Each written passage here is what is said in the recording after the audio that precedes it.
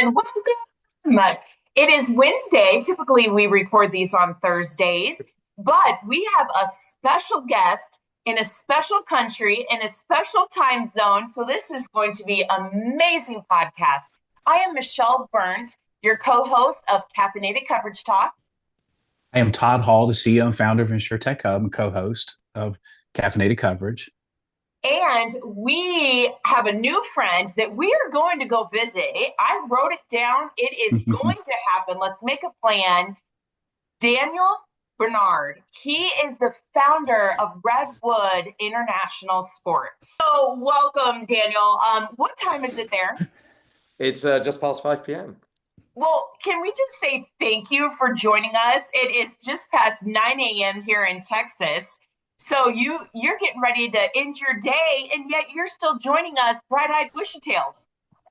Thanks to you guys. I mean, first of all, my day is never as routine as you might imagine. It can stretch way further than a regular day, and it can also start a bit later. I'm very lucky and flexible, but thank you guys for hosting me. I'm delighted to join you for the discussion today. I'm looking forward to it greatly. I love it. Todd, tell us how you met him. Yeah, I met Daniel about a year and a half ago, and he was the keynote speaker. I was at a conference, and it was because Daniel's in Redwood Sports International, the founder of that company, and he's also an investor in sports technology. And so he was the keynote speaker at this event I was at in Chicago a year and a half ago, and it was about the NFL. It was like the NFL Players Association, nonprofits that are involved in with the NFL. And he was a keynote speaker. We connected, hit it off, stayed in touch. Like I said, he lives in Israel. We stayed in touch through all the turmoil that's been going on over there, and just a fantastic businessman, number one, but a better person. Yeah, so we're very, very grateful that he is a guest today on our podcast, and so thank you, Daniel. Appreciate it, brother. Well, thank you. And I recall us meeting at that, it was the Sports Philanthropy Network conference. It was a great conference. And, when you put sports and philanthropy together, what's guaranteed are good people. And the people I think we both met at that day have stayed with me, and you're one of them. And you said it exactly right, and first of all, you gave me a flattering remark that I'm a good business person. I hope I can live up to that, but I'm a good person. And that's what I strive to be. And I want to say thank you to you as well, because let's face it, the last couple of years have been tough in my neck of the woods, the Middle East, definitely, all around. And I do a lot of work in the Gulf with the UAE, and it's been a complex time. And you yourself, Todd, have reached out to me on numerous occasions, not because I'm Israeli, but because I'm a person that you connected with, and I live in an area that is complex. And I just want to take the opportunity to say thank you for caring. And to return the compliment to you. You're a terrific person, an amazing soul, and it's a pleasure to know you. Thank you. Yes, That, I brother. agree. That's why I came to work for him. Okay, so let's get to the good stuff first. Do you drink coffee? Of course I do. Actually, 1 minute. Hang on. Okay. But it's because I had a call before. I've just finished, but I would like to say, the type of coffee, you can tell a lot of people by the type of coffee they drink. So I drink heavy Turkish coffee. The thought that leaves a block of mud at the bottom of the glass. But that's and so unfortunately it is finished. I thought I'd be able to keep it long enough for the podcast, but it's gone. But that's what I drink is coffee. And that doesn't keep you up at night? Strangely, I can have 3 or 4 of those a day, and even late in the evening, and it has no. Oh man, I got a cutoff time. Probably 4 p.m. is gonna be a long night. Well, when you guys come out here, then we'll have some good Turkish coffee together. Let's do it. Yes. Cheers. Well, cheers, my friend. Cheers. Well, let's dive in. We've got some great questions because your talks on just leadership. Honestly, the world needs more of it. And I think sometimes everyone thinks they're ready to be a leader and they want to be a leader, but a true leader has qualities and traits that we need to discuss. Because when someone's leading someone, they can make or break that person or that company. And so when I was diving into just learning more about you, I was like, this is a good leader. We need to have this conversation. But maybe before we dive in, just tell us more about Redwood International Sports for someone who's not familiar with that. Sure. So if I zoom out a little bit, so I've been involved and I've been very blessed to be involved in the sports industry my whole career. Okay. I really don't know how to do anything else. And sometimes I question how much I know how to do that. But my whole career has been focused on sports, from sports broadcast, which was my first foray into the industry, which taught me an amazing A to Z of the whole industry, how a sports event is created, how people at the stadium engage with it, how people at home engage with it. And I learned a huge amount that then served me very well for what came next. And I set up Redwood, which was probably my third enterprise that I set up. I'm an entrepreneur in my heart. Today I wear the title of investor, which I enjoy, and but in my heart and soul, I'm an entrepreneur and always will be. So I always like to build stuff. And I think Redwood was maybe my third venture after two small failures. And thankfully, Redwood, which I founded together with my wife in 2004, and we worked together for 8 years, which was an incredible and challenging journey. You know, the fact that we're still together after 26 years of marriage this year Oh, I is love it. it says a lot about the connection we have. Yes. But yeah, I know that Redwood wouldn't exist today if it wasn't for my wife and founding partner. That's for sure. It needed both of our inputs and characters, and we worked together for 8 years. Redwood International Sports deals with sports analytics, performance analytics. So we Okay. will look at a game of sports, and we will want to understand everything that goes on the field of play, the value of each player, how they're contributing to the team, the value of the team as a whole, team A versus team B, so that we can inform teams, clubs, international teams. Sports betting is another vertical of ours. The media is another vertical of ours. And we just analyze a huge amount of data.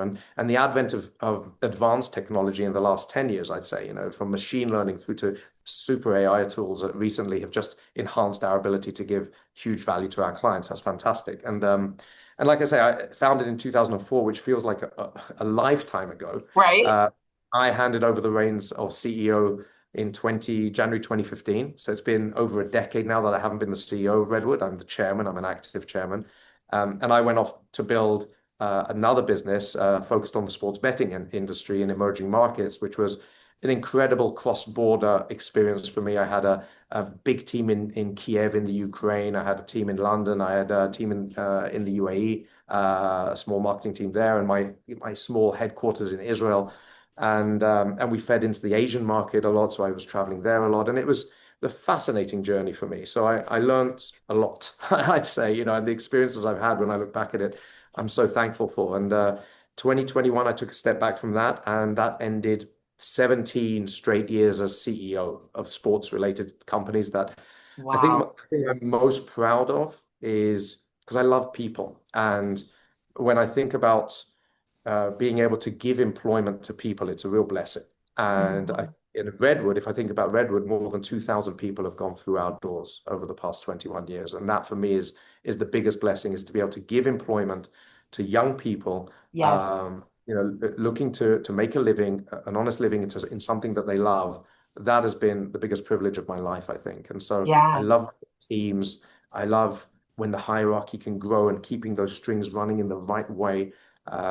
It's been a fantastic journey, and honestly, in some ways, I miss it. You know, since 2021, uh, on the face of it, people would say, "Oh, I'm living the dream now. I don't need to do that anymore." And it's true. You know, I'm an investor and I advise, and that's But you missed the fantastic. action. Yeah, sometimes I'm like, you know, I'm looking at my email, going, "What? No one needs me anymore? What the hell? You know, what's going on?" We knew. We No need fire, you. no, yeah, no fires to put out today. I mean, so Oh my it's gosh. interesting, but I sort of live vicariously through some of the startup companies that I'm now invested in, and they often call me for some advice, which is fantastic because um, you know, when you're a CEO, I don't think people who have not been a CEO really get it. It's such a lonely position. Um, it's you know you're sort of in between the board or shareholders that you've got to provide value to, and you're running these teams, but you run the teams. You're not really part of a team, and it's Mm. a lonely position. And anyone who's a CEO just nods straight away when I say that.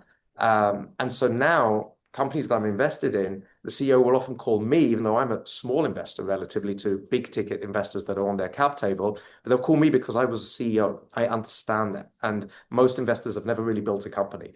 And so I enjoy that value add. So I sort of live my CEO dream still through those advisory roles that I play, and it's wonderful. So I'm very blessed to be in this position. Oh, And when I met Todd actually at that conference, I was invited to speak there because of my nonprofit that I set up. So I've got a nonprofit called Ride for Unity, and that was the speech I gave there.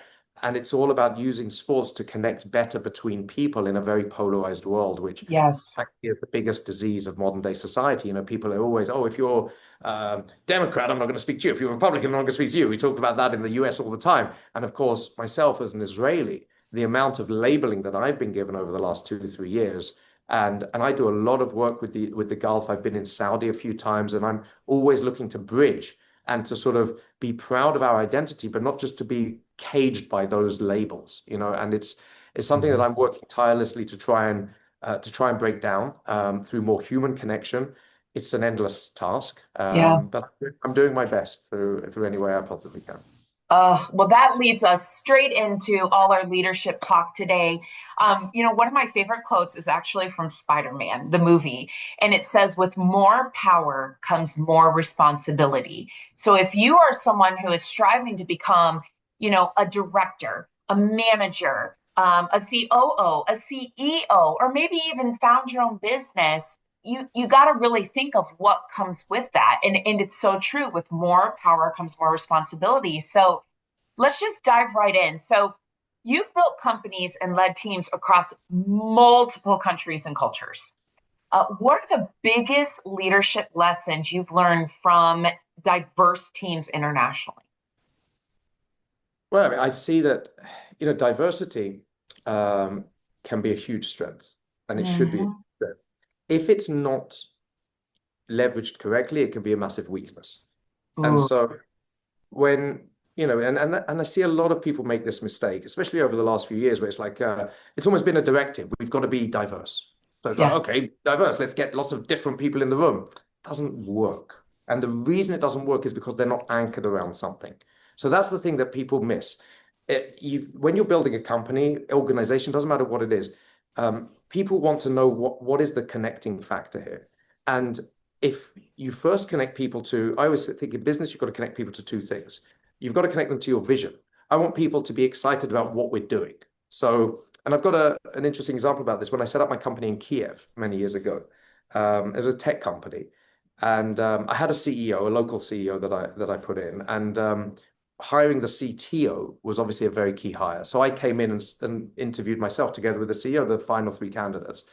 For me, it's critical to know that those senior managers are aligned with the vision, that they're excited about the vision. Okay, because if they're not, then it's just going to split. In the final three candidates, he was actually, I mean, they were all good. They were all ex-Google, ex-Microsoft, you know, really, really strong candidates. He was possibly the least technically capable, even though he was still very technically capable. And the reason we chose him was because when I spoke about the vision of the company and what we're trying to do, his eyes lit up. He was Mm, aligned. He was aligned inside with the vision. He didn't just understand. He goes, "Oh, I like that." He was excited about it. And then, you know, very important to me that people are aligned on a values position as well. You know, are these people going to be good to work with? Are we going to get up and work one for the other? Or is everyone going to be what's in it for me sort of thing? And so I really look for those things as well, because if you're aligned on vision and on values, then diversity is an absolute blessing.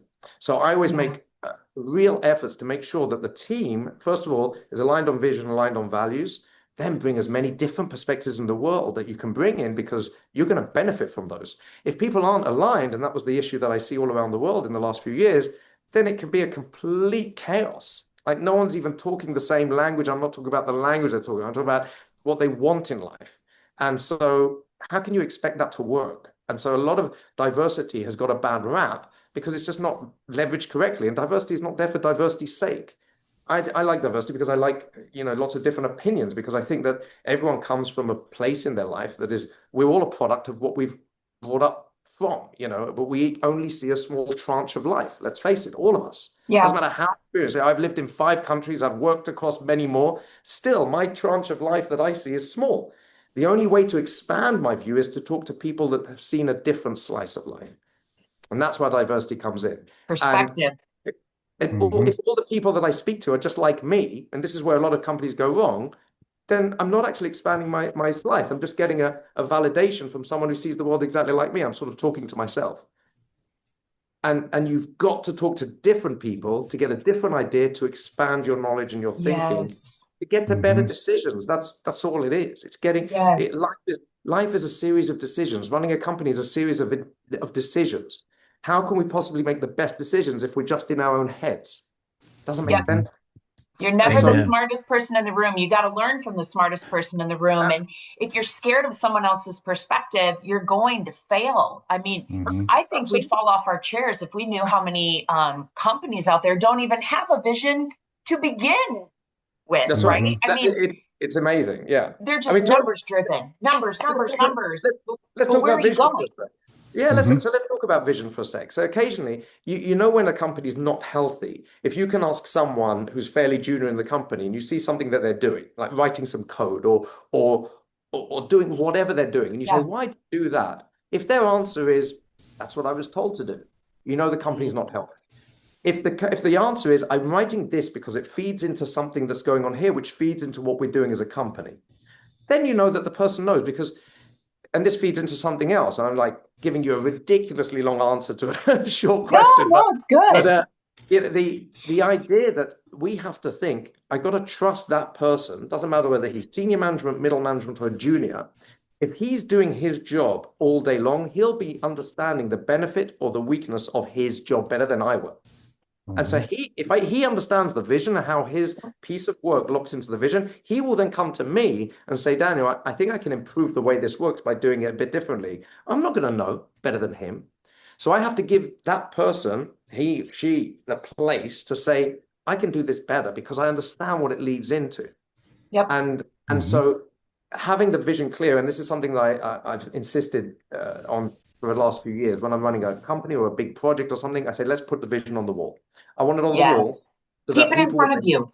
exactly. So when people walk in the office every day, it's like it's in their mind. That's what because let's face it, we all get in, we go into the race of the day, and Yes. we're working. If we're not exactly focused on what we're supposed to be doing, there's drift there, isn't there? We'll drift away because we think this is the right direction, but it's not. It's there. And if you just drift 1 degree every single day, after a while, you're going in the wrong direction. Yep. So having the vision on the wall is critical, and I insist on that.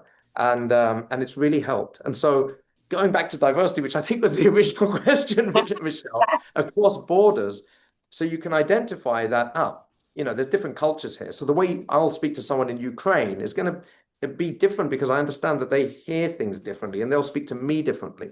And so you've got to identify what is the difference Yeah. between the veneer and what they're really saying. Like so, Israelis are known for being very direct, and some people could say they're very rude. Okay, Israelis are not meaning to be rude; it's just part of the way they talk.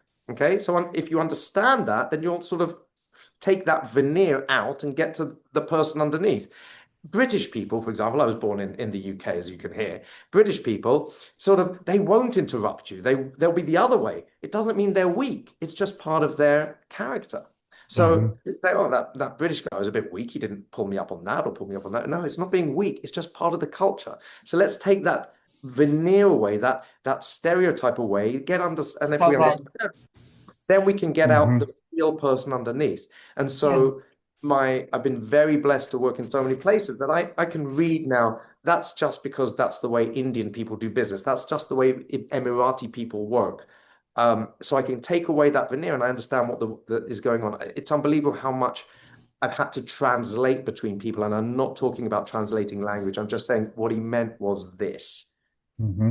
Because people just Yeah. hear something in a different culture and they're lost. So That's why that's the companies do personality assessments. Get to know the individual next to you. Yeah. yeah, Mm-hmm. absolutely. So and being a CEO at the end of the day, I think is the most important thing is being a puzzle builder. We're just trying to Yeah. find the best pieces, which are our people, and then lock them in place. Mm-hmm. Right. And if you're just finding brilliant people, but you're not locking them together, then you've just got a puzzle which is just a bunch of pieces in a pile on the floor. That's not a business. That's a Mm-hmm. failure. And so I see my role as not being the best pieces. I've got to get people who are far better than me in marketing, product, tech. What do I know about those things? I've got to Yeah. trust my top people. But my job is to connect them together, get them Mm-hmm. speaking the right way. So I hope that's answered your question on Yes. on Perfect. diversity. Yeah, Michelle and I talk about it's getting people in the right seats of the bus, and to make sure that putting the pieces of the puzzle together, make sure that they're sitting in that right seat of the bus in the business, because we all have our strengths and our weaknesses, but make sure that they've got the right seat. Daniel, you have founded, built multiple companies through the years, very, very successful. And I know in today's business world, a lot of companies struggle with building team culture, connecting with their employees. With your success that you've had, what kind of suggestions would you have, where companies and leaders can create more stronger, unified teams? Any good advice for that? Mm-hmm. Yeah, I mean, I think that I've got so much. So obviously, this is going to be a 3-hour conversation. I hope okay. It's all good. We should have done this in person, just saying. Absolutely. I'll say coffee in person next time for sure. Yes. So, I'm going to start with a mistake I commonly see. Culture is a subset. Company culture is brought out of the values of the people who lead that company. And people make a mistake with values. Values is how you behave, and it's not a decision, to be honest. Because if you pretend something, it's going to move into what you actually normally do after a while. So it doesn't matter. And when companies sit around the table and say, "Oh, let's discuss what our core values are," that's nonsense. It's nonsense, because that is not value building or value creation. That is aspirational branding. And I've seen this so many times where people say, "Oh, what do we want our values to be?" You can't decide what you want your values to be. Your values are how you're behaving. Good and for bad. Your values are how you're behaving. If you're saying we're going to have integrity, but politics thrives in the office, then you haven't got integrity as your value. Okay. And how many times do people see that? I remember we had an amazing event for Ride for Unity in Rwanda last year, and I was sitting, I won't say the name of the company, the international brand, and I was sitting in their local office in Kigali, waiting for a meeting. First of all, they didn't even welcome me, and I just sat and I was waiting for 45 minutes. No one even paid any attention. Oh my goodness. Yeah, but that was just the start of it, but that can be forgiven. But while I was sitting there, I saw on the coffee table this beautiful sign saying "Our Values." It was like, a plaque, in full glass and everything. And it said integrity, and it's explained what that meant. Honesty, explain what that meant. Success, explain what that meant. And when they eventually invited me in, didn't say sorry for making me wait whatsoever.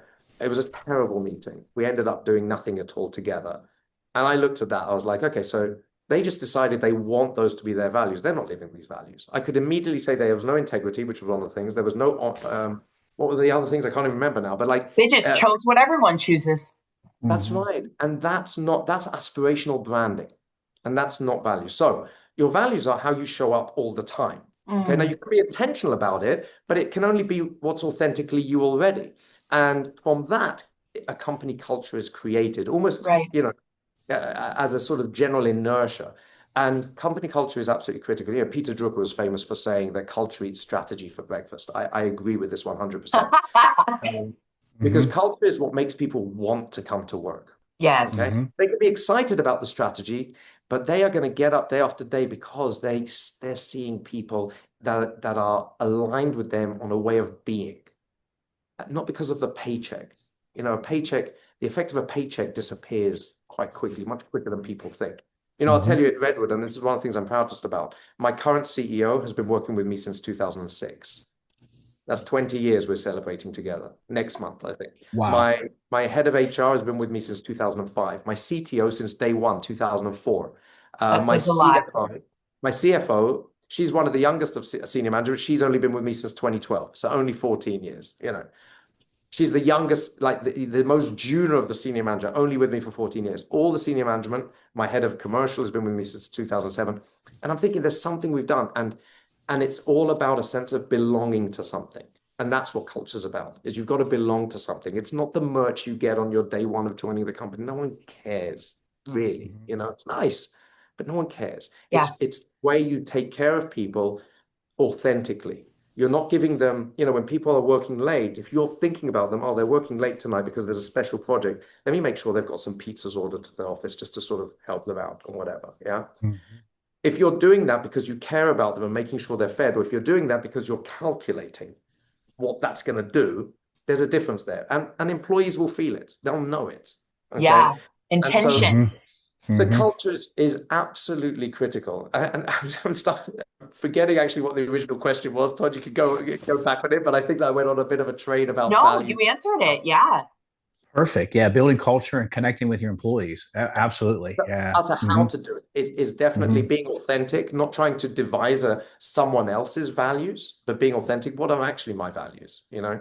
And if you're a young startup entrepreneur, if you're in your 20s, let's face it, you don't really know yet. You know, I'm 51, so I've walked that walk. I know what I'm good at. I know what I'm bad at.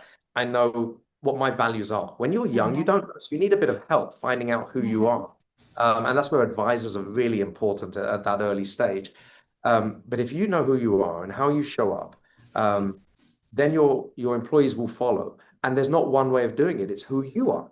Right. Okay. Let's say it's part of your way that at 5 p.m., no one works anymore.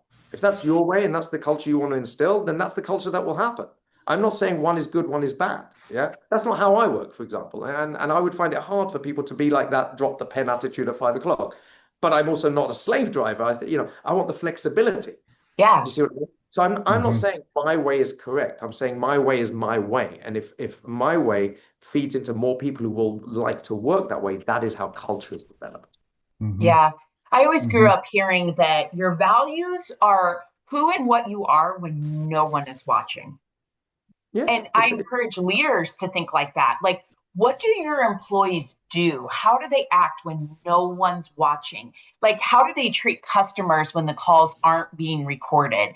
That's how you know the true values of someone. And so I always think about that, you know, and we raised our kids like that.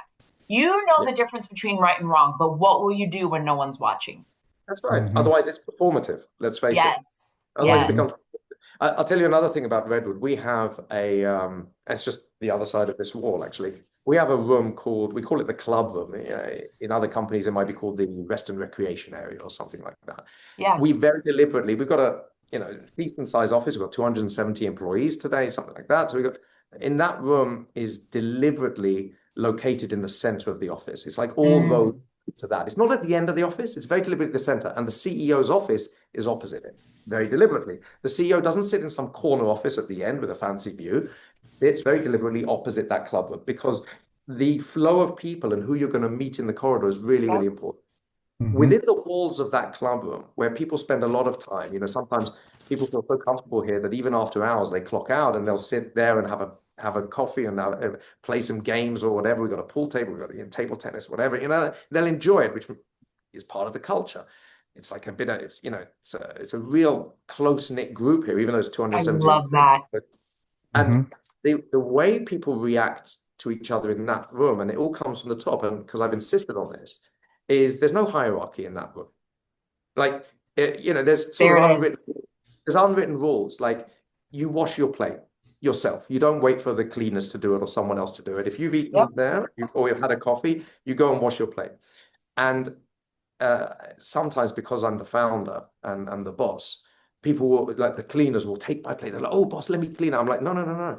It's so important for me that everyone sticks to that in that room. Because then I want we have to speak eye to eye. Now that doesn't contradict how people treat me outside of that room. We'll chat about the latest soccer results and we'll have banter back and forth. But when we're talking work, there's no doubt in anyone's mind, who the boss is, and there's respect there. The respect goes both ways. In that room, the hierarchy is relaxed. Everyone can talk to each other at a level because we're just people at the end. In that room, you're family. Yes. Like that's, chatting around the table, having banter and loving on each other. And that's good stuff. Yeah. I love that. So you often speak about resilience and high performance leadership. How do great leaders balance empathy, which I really think we struggle with? I call it bedside manner, with accountability when building winning teams.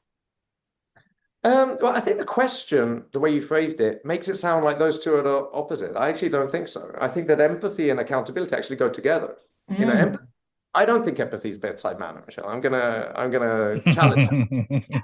Okay, so we are family. Let's get this banter going. Let's have an argument. Come on. So empathy is not being nice. Okay. In fact, I'm going to tell you this. I was taught a very good lesson years ago. Someone said to me, she says, Daniel, it's a friend of mine from Singapore. She says, Daniel, there's a difference between being nice and being good. And it was one of the best lessons I ever heard. Because being nice is like an external thing. It's almost to make ourselves feel better. I'm not saying there's anything wrong with being nice. It's a lovely thing to be nice. But when being nice conflicts with being good, you have to choose being good. And I'll give you the best example. When you're in a management or a leadership role, when you fire someone, okay, which is never a pleasant position to be in, never a pleasant position to be in. There's a right way to do it and there's a wrong way. And I've made my mistakes on this, huge mistakes on this. And that statement, there's a difference between being nice and being good, really sums it up. If you're empathic to the person, then you will understand that he's in this terrible position of getting this terrible news.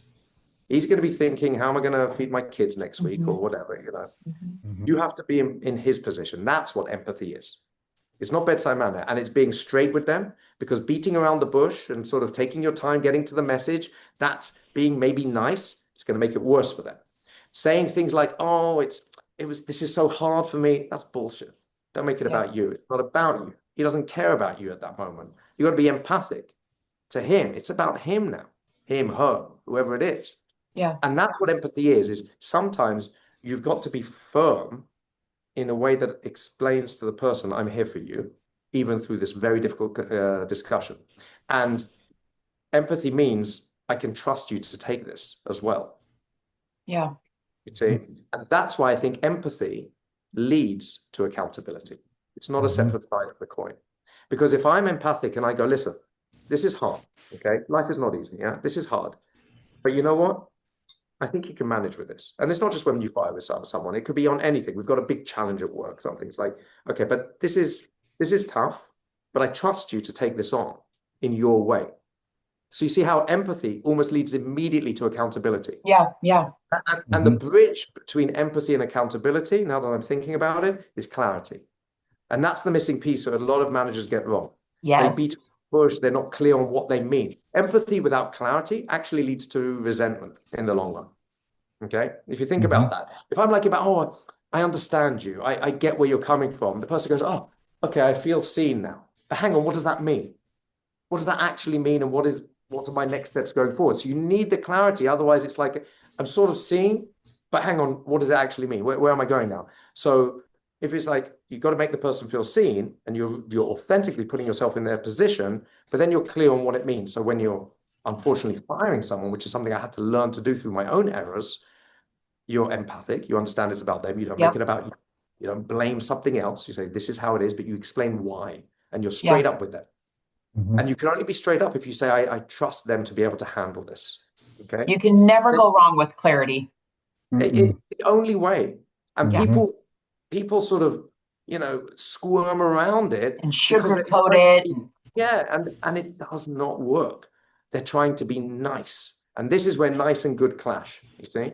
So that's always my indicator that in recent years. I've got my friend from Singapore in my head. It's the difference between being nice and being good. It's like, being nice is fine. It's great. It's polite. But if it's at the expense of being good, then chuck it out the window. Let's be good. Okay. And when you're in a leadership position, you can't afford to be nice all the time. It's just not going to work. You have to be, you can be good. You can be good. So, I like that. I love that perspective.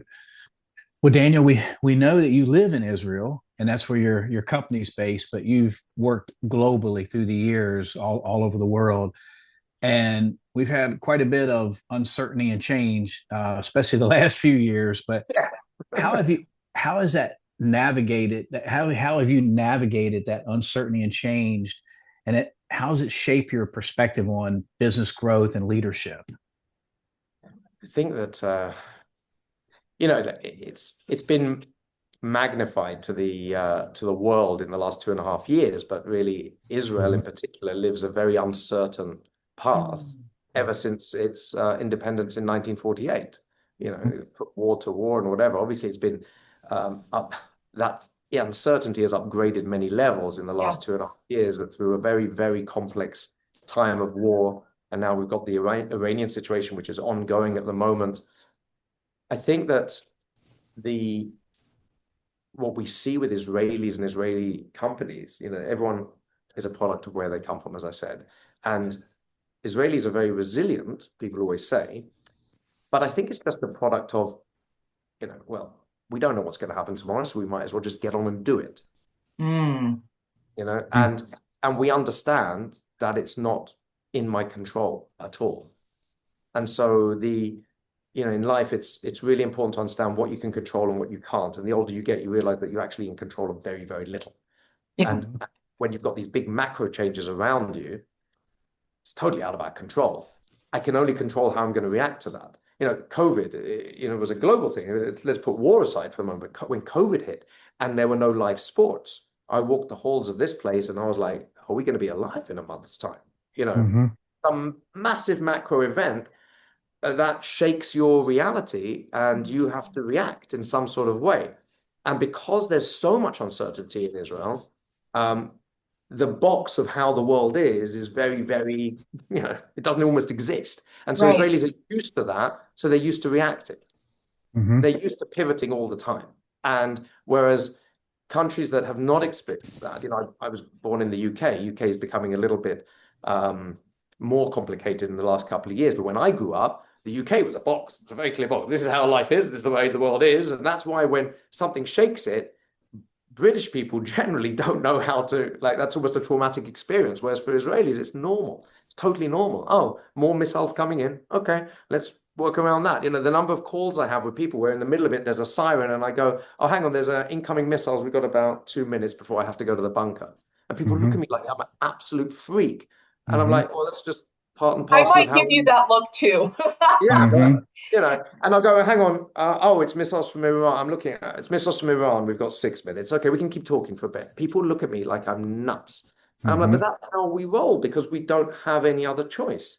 And it's interesting because this Iranian war in particular, the missile attacks have been heavy on the UAE. And for the first time, I've got people in the UAE, I've got a lot of friends in the UAE have been texting me going, wow, is this what you guys go through all the time? I'm like, yeah, because they're experiencing it for the first time. And there's a massive difference between reading about it on the news and experiencing it yourself. So there's become a lot of empathy within the Middle East, at least, for the Israeli position, a little bit. So, but this is, I think that's how I can explain the resilience is that if you accept that you just have no control over external factors, you accept that. And this is what I would advise anyone. If you're in a startup world, for example, forget war, forget anything, shit's going to happen. If you're in a startup, things are going to go, and so if you want to be an entrepreneur and you're not willing to get up every day and put out another fire or pivot to something, a different strategy because the last one is just proven crap and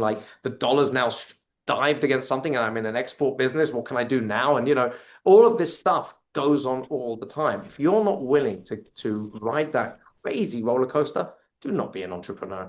It's not a pleasant place to be at all. People, you look at LinkedIn and everything. Entrepreneurship is displayed everywhere. as some fantastic place, and it's not. It's it's the craziest choice anyone could possibly make. It is a life of suffering. It really is. And if you're not up for a life of suffering, and I personally think, by the way, suffering is a good thing. Depends on how it is. I think suffering what you learn from that. Yes. It's not just learning. It's there's something about suffering which can be embraced as a very positive thing. And when I talk about this, I actually gave a mentorship session to some 20-somethings, very brilliant 20-somethings last night. And it was great. I love this. I learned a lot from these brilliant young minds. But one of the things I always like to talk to them about is how life is difficult. And then I ask them, how do you feel when I say that? And they say, oh, it's a negative. I feel a bit depressed when you say that. I'm like, okay, when I say that, I feel empowered. And then I explain why. They say, look at me like I'm nuts. Again, people seem to look at me like I'm nuts a lot. But anyway, so I say, if you accept that life is difficult, then you'll stop running away from difficulty. Because if you try and run away from difficulty, it will catch up with you. Life is supposed to be difficult. That's a good thing. And so if we know that, then we'll stop running away from it. Then we're just like, okay, hang on. Let's find the difficulties and the challenges that actually suit. Yeah. And for me, a major sign of success in your life is if you can get up most days excited about the difficulties that you have on your plate, then you've done something. You've made it to a certain level. Right? If you get up every morning, oh God, unhappy to have to get out of bed because the difficulties are draining you. I want to get up excited by those difficulties. And Yes. it's a completely unrealistic thing to think I'm going to get up for no difficulties. There's a reason why a lot of people lose their way when they retire. Yes. Oh, thank you for the hearts. Aren't they beautiful? Yes, I love it. Preach. People retire and it's like, on paper, this is amazing. Look at you. You can now travel the world. You can do this. And it's like, hang on, where's my challenge? What am I doing? Human beings are not supposed to just, live a life of no challenge, because what happens, let's paint a picture. If we think about a life without difficulty, earlier the three of us spoke about beautiful holiday destinations. Spoke about Thailand, and how beautiful it is to go to an amazing beach in Thailand and see those turquoise waters and the white sand someone's bringing. It is beautiful. It's fantastic. But if that was every day of my life, I guarantee you 100%, those waters would no longer be turquoise. They'd be gray. Those white sands would not feel as soft anymore. It becomes your standard. The guy bringing you the cocktail, it's like big deal. Doesn't do anything for me. There's no meaning to it.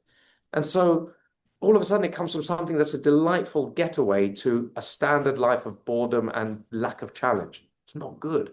Yeah. So we can't chase the easy. You should actually be embracing the hard, because that is life at the end of the day. And that's one of the biggest things I like telling young people is like, look, get over it. Life's hard. Now try and find the way to embrace it and enjoy it. There it is. One of the things, I used to have a pretty big team, and, I love your perspective living in Israel when you say that, sometimes we just keep going because we don't know what tomorrow will bring. Like, I hope people really listen to that, because as I had a big team, everyone comes in, their hair's on fire, the world's on fire, the sky's falling, Chicken Little, and sometimes I had to stop them and say, choose your battles.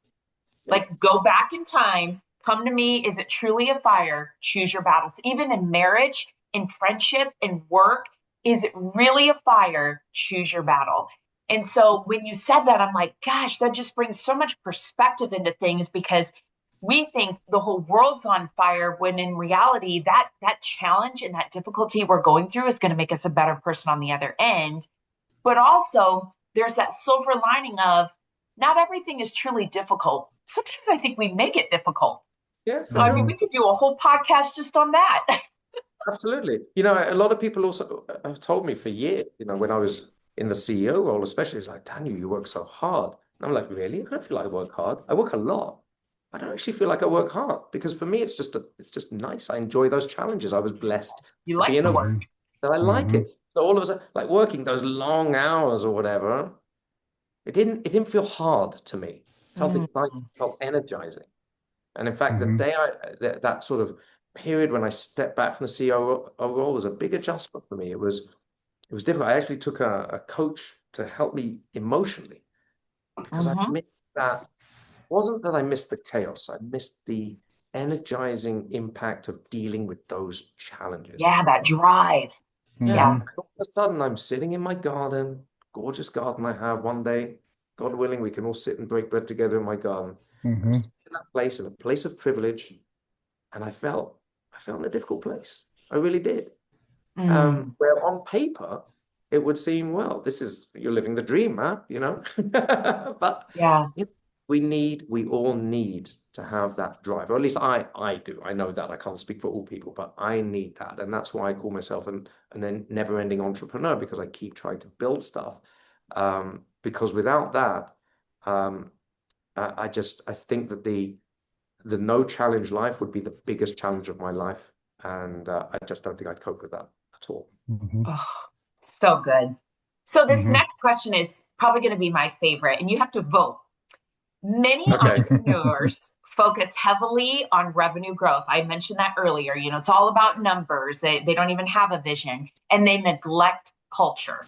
So what comes first in your mind? Culture, vision, or execution, and why? What comes first? Culture, vision, and execution. Again, I'm going to challenge you on the framing of that question because I think Oh, hey, whose podcast is this? No. Are we having a conversation or what? I love it. I think that those are three sides of the same triangle. I They love can't, they feed into each other in many, many ways. If I'm going to be pushed on what comes first, if we think chronologically, then culture, vision, and execution. Okay, Yeah. so What's the top of the triangle? okay, so I think culture has to come first. As we said, it's a subset of your values. So that is the I'm going to give an analogy. I'm going to give you an analogy here. Like think about a mountain, okay? Yep. The mountain is your values. It's the thing that does not move, okay? All right. And I always challenge people when they're like, oh, but we're going to now do this. I was like, but you're contravening what you said your values were. It's like, yeah, but it's fine that things have changed. If they're your values, they never change. Doesn't matter what. You don't. And people sometimes say these are our values, but actually what they mean is it's a strategy. Strategy is up for discussion all the time, okay, and it should be. But your values never change if they're really your values. So the values is the mountain, okay. The summit is your vision. The vision also, as a company, should never change unless you're in survival mode. It's fair to pivot to a totally new direction if you're in survival mode. But if you're not in survival mode, the vision is the vision. That doesn't change as well. That's also not up for discussion. So you got the mountain, you got the summit, which is your vision. The path up the mountain is the strategy, which is the execution. That's up for discussion. That can change because things are changing all the time around us. And let's think about it like this. As a company, there are, I think, four major things that are changing in parallel all the time, potentially. There's the world around us. There could be war. There can be major, huge things that happen like COVID or something like that, or Brex jumps that are nothing to do with us or our industry. They just affect us because they're macro events happening in the world. Then there's another macro thing, which is just within our industry. Our industry changes. So all of a sudden you find out that a competitor has now got a new advantage. It affects us. All of a sudden it's cutting into our market. What do we do? Yeah. And then even our company's changing. We're evolving all the time, or we should be evolving all the time. Sometimes maybe we're going backwards because of something that happened. That's changing. And then ourselves individually, the CEO, the head of product, the head of marketing, the CFO, everyone individually goes through changes personally. So think how crazy that is. You've got all things changing, moving all the time. That's why it's so important to know what we are willing to change and what we're not willing to change. And when you have these big events changing, and all of a sudden maybe my wife's pregnant and I've got to be focused on that or something, you've got to be clear. What am I willing to change and compromise on? It can't be my values. Otherwise, they were never values at the time. It can only be my vision if I'm really in survival mode. Strategy. Okay, fine. I thought that it was correct to have this sort of marketing strategy for an export business, but the dollar's now dived 40%. I've got to change that. Maybe look for different markets. Maybe, but my vision is the same. But the path up that mountain, that can change all the time. And so chronologically, they're all important. You're not going to have a good business if you don't have good execution. Yeah. You're not going to have a healthy long-term business if you're not going to have the culture. If you have good execution without culture, it will burn out. People will be running, doing, but they're not connected in their hearts to something, so they're going to leave, and you're going to have struggle with that. So you do need all of them. Yeah. But you need culture. I would go chronologically. Culture aligned with vision that doesn't change, and then strategy that is up for grabs all the time. Let's discuss. Come on. What's changed in our world? What's changed with you? What's changed with our competitors? What should change? Let's question ourselves. We sat on that offsite. Companies are great at these offsites. Get everyone around the table. It's expensive. We fly everyone for a beautiful location for 2 days. Let's get some strategic objectives down on a piece of paper. And we go, yay, we did it. 18 months now of strategic objectives. 6 months later, something changes. The people who sit there go, yes, but we decided. Come on. Yeah. It makes me think of our three. So at InsurTech Hub, our mission is people, purpose, profit in that order. And actually, the things I said were in order. So culture would be the people, vision would be the purpose, and then profit would be execution. So, I mean, kind of goes with what we stand for. And so we're aligned, you see? There you go. Right? I didn't plan it, but sometimes even though we say it daily, That's why we say it daily. Todd and I have to constantly remind ourselves, like, I'm sure our employees are like, okay, we heard you the first time, but we have to keep saying that because we work remote. There's no board to put it on, right? So you just have to keep saying it. People, purpose, profit, in that order. That's what we stand for, to really embed it. Mm-hmm. Yeah, fantastic. Yeah. It's great. Daniel, you've built high performance teams throughout your career and for many years. What really separates a truly elite team from an average team? Mm. Whew. That's a really good question. I think that, you want people to be both things in an ideal world. Okay. Mm-hmm. Like I said, you want them to be aligned with your vision and your values, Mm-hmm. to learn, and you want them to be excellent at what they do. Okay. Quite often you get one or the other. You want them to be both, ideally.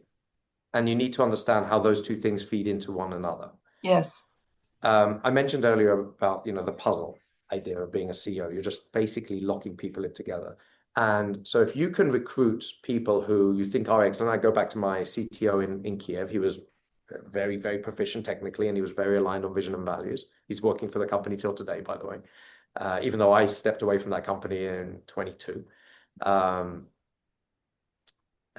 So in order to, if you come as a rock star to a company,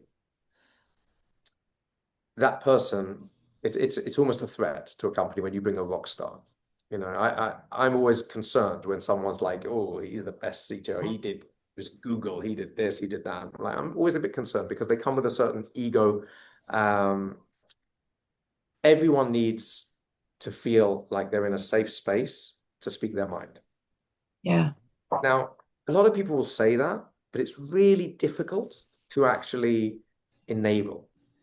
And it all starts again from the top. The idea has to be that the best decisions come out of dialogue, always, always. I used to make the mistake. I used to make the mistake by, because I think I'm smart, not the smartest, but I'm pretty smart. And I'm like, as a young man, it's like, well, I know what I'm doing. So I'm just going to go in and I'll tell the room, this is what we're doing now. And then I'm the boss. Everyone goes, great, sounds good idea. Let's do it. I learned over the years not to do that, because even though a lot of my decisions, because I'm fairly smart, would be fairly good, they weren't the best. The best decisions come where I go, hey guys, this is the problem. I've got a few ideas, but I'd love to hear what you think. So I don't pollute their thinking. I learned, people say be the last to talk. If you're the most senior in the room, be the last to talk. It's very true. As much as people feel comfortable with you, if you're the boss, you will pollute their minds if you speak first. Even if they feel very comfortable, they're like, hey, Daniel said this, sounds logical. I think he's right. Whereas if you say, I'm not going to say what I think, but I'd love to hear what you think. And so they'll give an idea, and they'll give an idea, and she'll give an idea, and she'll give an idea, he'll give an idea, and think, oh, okay, I was thinking actually this, but I like what you said, and that actually makes me think about something else. And the best decisions are not anyone's individual idea, it's the dialogue that is the group, yes, from that ability to put your decisions openly on the table. And the best decisions that I've made are not my own, they're the product of that discussion. And you can only have that if people feel safe saying what they want to say. And so when you've got the rock star in the room, she needs to know that this is the way we work. Yeah. And it goes back also to the diversity point as well. You're going to have different perspectives if you've got a diverse senior management team, and that's great. That's great. So let's listen, because that person's coming from a different place. That person's coming from a different place. You want a story about how, as a 30-year-old, I learned the importance of diversity directly firsthand? I'll tell you this story. Yes. I told you that I set up Redwood with my wife. Yeah.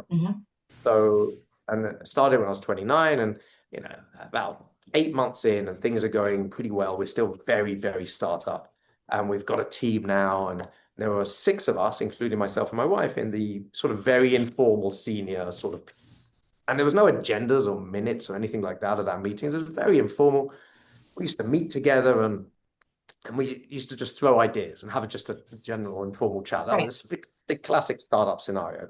And someone would throw discussion, an opinion into the room. And then we'd go around the room and go, oh, great idea, great idea, great idea. And then it would come to my wife and she'd go, I don't think so. And it was a bit like, oh, she's a bit of a party pooper, isn't she? You know, everyone, all of us think it's a great idea. And then because my wife's hyper intelligent, she would then often explain why. And we'd go, you know what? She's right. Sometimes she couldn't explain why. It was just a feeling based on something that she couldn't put into words. Mm. And that was frustrating. We felt like, oh, you know, there's 5 of us here that think it's a good idea, and just she doesn't think it's a good idea. In 90% of those examples, she was proven right in retrospect. And when I look back at it after a while, I realized that we didn't actually have 6 voices in the room because the other 4 were all like me.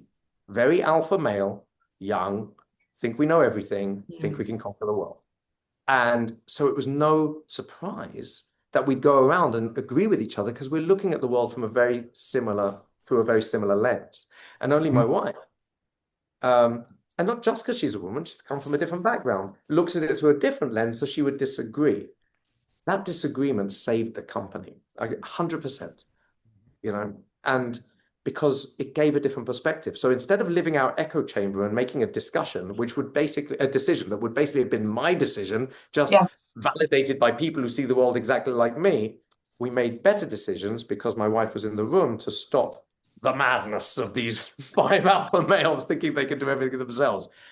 And that sounds great. And people applaud me when I say that. And I've made this point on stage. And then I go on to say the tragedy about it, when I look back on it now, and the way I see the world is, and I'm very, very open about saying this, is that I know that if she wasn't my wife, if she was just a female senior manager, I would have sidelined her or maybe fired her because she was blocking us from our world-conquering method. That's so true. Think how often that happens. Exactly. And I would never have thought that it was like anything to do with her gender or anything else. I would have just thought it's not efficient. We're trying to do things and she's coming and blocking, you know. And I would have said it's nothing to do with her being a woman, but it was. And so a lot of the gender bias is actually very subconscious, very subconscious. Honestly, I don't think there's much.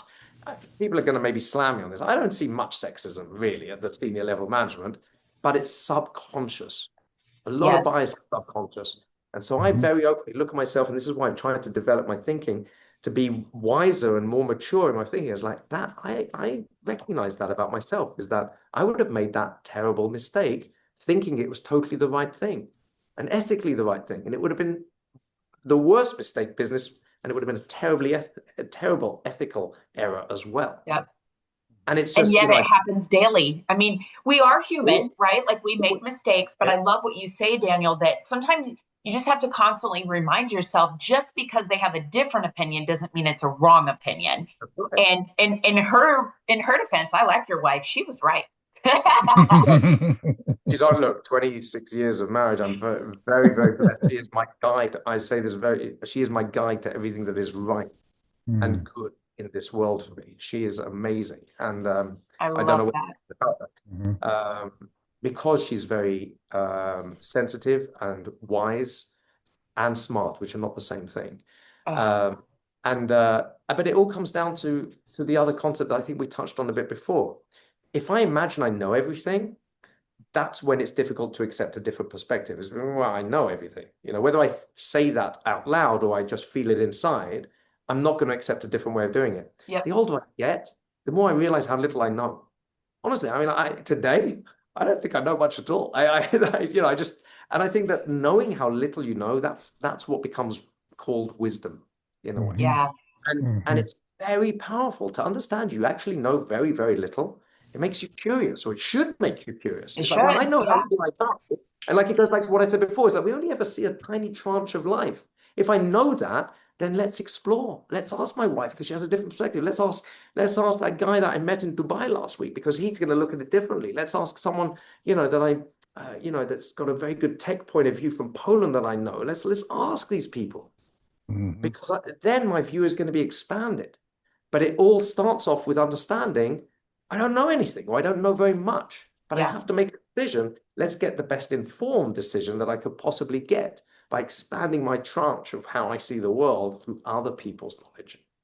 And that is the most key. You know, when you talk to me about how do we build elite teams, That's Yeah, how did I think about it just through this discussion? That's the basis of it, is I love understanding it. that you being at the top of the tree doesn't mean you know everything. Your job's not to know everything. Your job is to give everyone the place to be better than you in their individual places. And all you've got to do is tie those together. I keep hearing a key word that you mentioned earlier, but everything you say keeps bringing me back to it: enable, enable. And Yeah. sometimes I hear leaders say, "My employees should feel enabled to do that. I want them to be." But what are you doing to enable them as a leader? Right? Yeah. I mean, are you giving them the floor to truly share their opinions, and are you hearing them out? Are you enabling them to be themselves and think out loud and truly follow the values that you have without making them feel they're doing something wrong? I mean, that word is so powerful.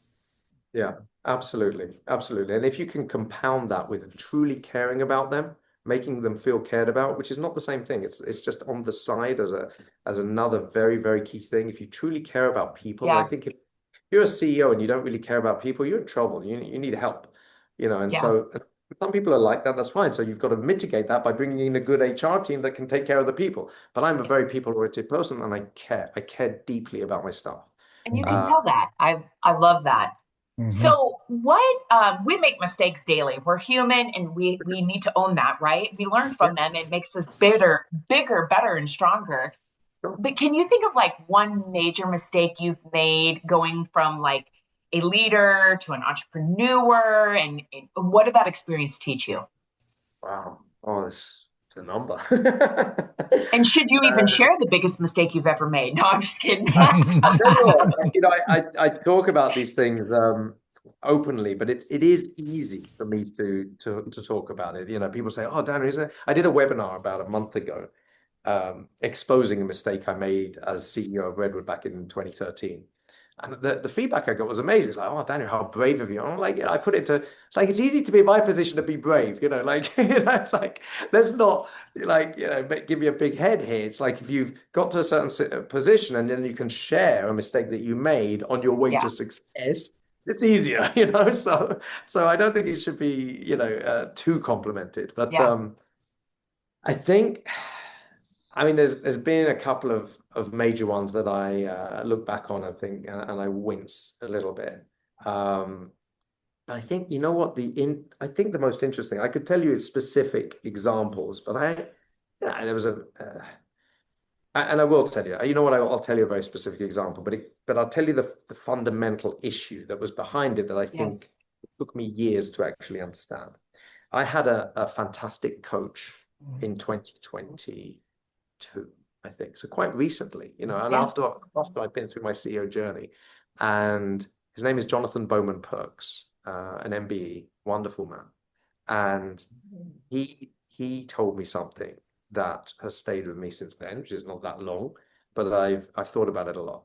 He said, Daniel, sometimes a weakness is just an overdone strength. Mm, And I think about that now, and I think, we have a tendency to see weaknesses and strengths as two ends of a spectrum. Mm-hmm. But you know what? I'm starting to learn that it comes full circle. And if you're going too far with a strength, it goes over into a weakness. And I'll wow. give you an example of how that's happened with me. I'll give you a very simple example, and then I'll give you a deeper one. Okay, so the simple example is, so as you can see, I'm a very personable person, and Yep. I like people, and I'm also the sort of person who doesn't have to try to be the center of attention. I generally walk into a room. I'm very sociable, and I've often got the spotlight on me without trying. And so that's a strength for sure. It's an innate strength of mine. I'm very, very happy. I'm delighted that I've got that strength. It's very, very useful in the business world and networking world for Right. sure. But if I overdo it, yeah, and I sort of become too dominant in a room, then that becomes a weakness. Because what it does is it doesn't actually leave any room for anyone else. I'm the guy in the middle making everything happen. Yeah, maybe telling jokes at the conference or whatever, and that no one else has any space. So everyone will leave that event, that sort of occurrence, whatever it Mm, was, and they'll be, oh, that guy was pretty cool, but how did I connect with him? I didn't. It was like a show. And if you're not actually connecting with people, then you're doing nothing. You're doing mm. nothing. connection is the most important thing. Because that is what the world is built on, is how I connect with another person. You know, Todd and I, you and I connected at that conference properly. We talked, we understood each other, you know, and it's led to this moment now, and will lead to many, many more. Yep. I was just thinking that when you said that, I was just thinking that how you were the keynote speaker, you were the center of attention, but we connected. Yeah, That's it's right. like, yeah, exactly. And it stuck with you. That's right. And so I'm thinking, if I'm like leveraging that strength and being the center of attention, but I'm going too far, then I'm losing all the connection capability. So it's a complete weakness. So that gives you a really interesting example of how strength can become a weakness. And that major example I gave in this webinar about a month ago was where I got carried away in 2013 with a project. When Redwood was already a scale-up company, we were not startup anymore. We were successful. We were doing well, good ARR, whatever. And I'm very much a 0 to 1 entrepreneur. And I was, to be honest, a little bit bored. And I created some new projects that excited me. Yeah. And they were exciting, but they weren't. And I talked before about how vision and values have to always stay true.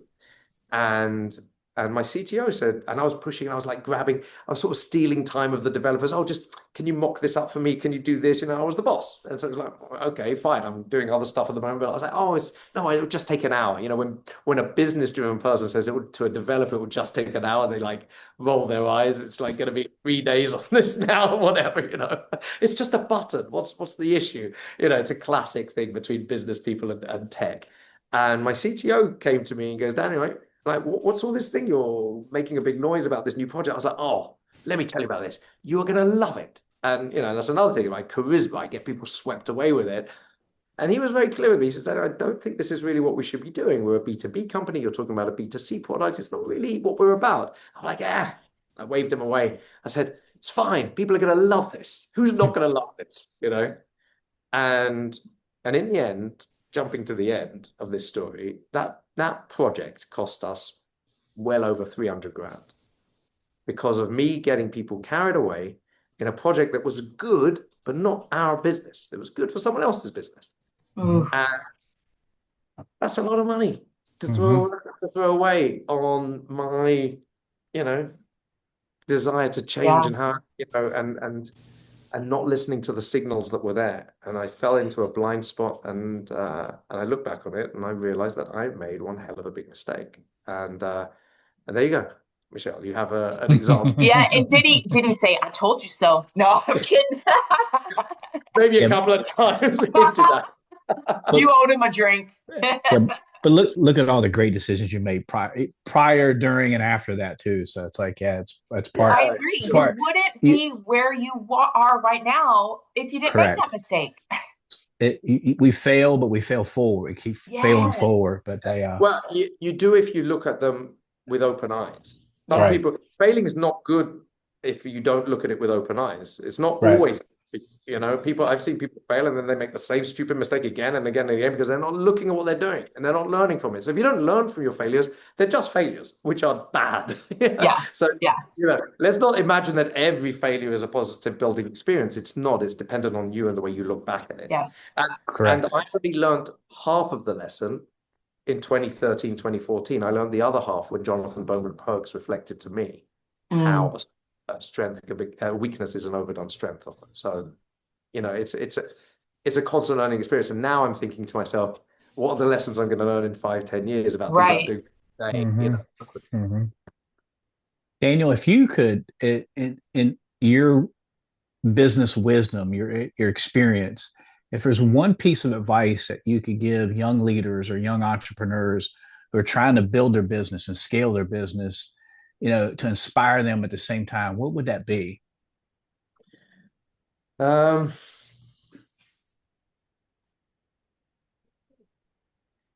mean, if they're young, like, you know, let's take late 20s, that sort of people who are starting to maybe build a business, because I've been in that situation. I think the best piece of it is, if they're already trying to build a business, then they're of a mindset that they're doing stuff. My general piece of advice for young people, not necessarily business leaders, when they're wondering what they should do in life, my best piece of advice to them in their 20s or they're about 20, 21 is I say, just do stuff. I don't really care what it is. Yeah. It's like, I don't know what's right for you yet, and neither do you, yeah, because you're only 21. Just do stuff, explore, and you'll find out along the way. That's my Dive best in. people. Yeah, exactly. The only sin is inaction. That's what I say. If you're just doing nothing and wondering what you should become, you ain't going to find out by doing nothing. That's for sure. That's so true. They spend so much time sitting and contemplating. You could already be halfway there. That's right. Just do stuff, try things. People, you never know what's going to happen. The world is not a perfect place. There's no plan. Anyway, but that's for people who are like, if we're talking about people who are business leaders already, they're starting a business and whatever, I think it goes back to what we said before. Understand how little you know.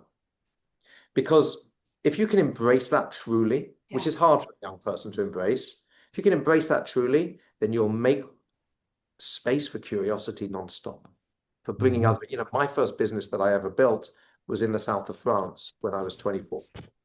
And it was a total failure. Like, I made every mistake a young entrepreneur can make. During COVID, I was cleaning out some stuff and I found a big sort of pad, and it said on it, business plan, and it had the name of the company on it, Alouette, which was the name of the company.